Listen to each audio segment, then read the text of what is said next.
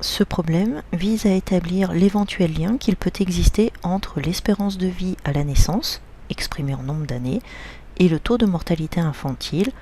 Intuitivement, on s'attend à ce que l'espérance de vie à la naissance augmente lorsque le taux de mortalité diminue. Et on voudrait voir si c'est vraiment le cas. Pour cela, on a récupéré des données de la Banque mondiale relatives à la santé. Nous avons regroupé ces informations dans un fichier Excel appelé Data. Le fichier Data contient plusieurs onglets. Dans le premier onglet, on a les informations relatives à l'espérance de vie à la naissance. À la ligne 2, on a les années. À la colonne 1, on a les pays. Colonne 2, les codes de pays.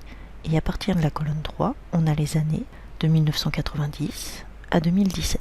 Ces informations sont parfois incomplètes. On a des lignes totalement blanches ou des lignes partiellement remplies. Sur l'onglet 2, on a des informations relatives au taux de mortalité des enfants de moins de 5 ans. Là encore, on a les informations exprimées année par année des années 90 à 2017. Encore une fois, certaines données sont incomplètes.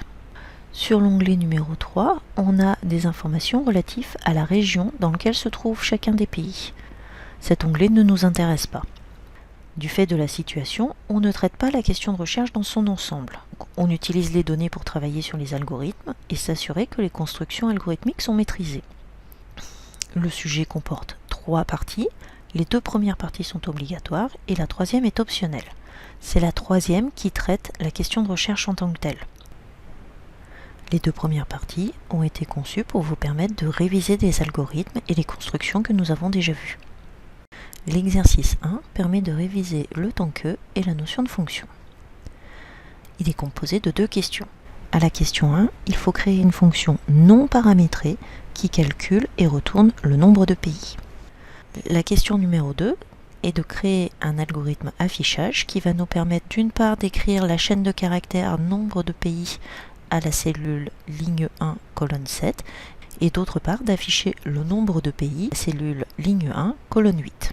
Si on avait 200 pays dans le fichier, on obtiendrait le résultat suivant, ligne 1. Il s'avère que ce n'est pas le cas. Pour calculer ce nombre de pays, on demande d'utiliser la fonction NP. Vous vous demandez peut-être pourquoi on s'amuse à créer une fonction NP alors qu'il suffit d'aller consulter le fichier pour remplir cette case. On a besoin de cette fonction parce que plus tard, à la partie 3, on va traiter les données, retirer un certain nombre de lignes et du coup, on ne sera plus capable de prédire à l'avance le nombre de lignes que l'on aura dans le fichier. Voici quelques indices. D'une part, pour créer la fonction NP, il faut utiliser un temps que, et d'autre part, il faut bien identifier où se trouve la première ligne de données. Observez le fichier Excel pour cela. On a vu la notion de fonction au chapitre 8, on a vu la notion de temps que au chapitre 7. La vidéo suivante vous donnera les réponses à ces questions. Prenez bien le temps de faire votre propre solution avant de les regarder.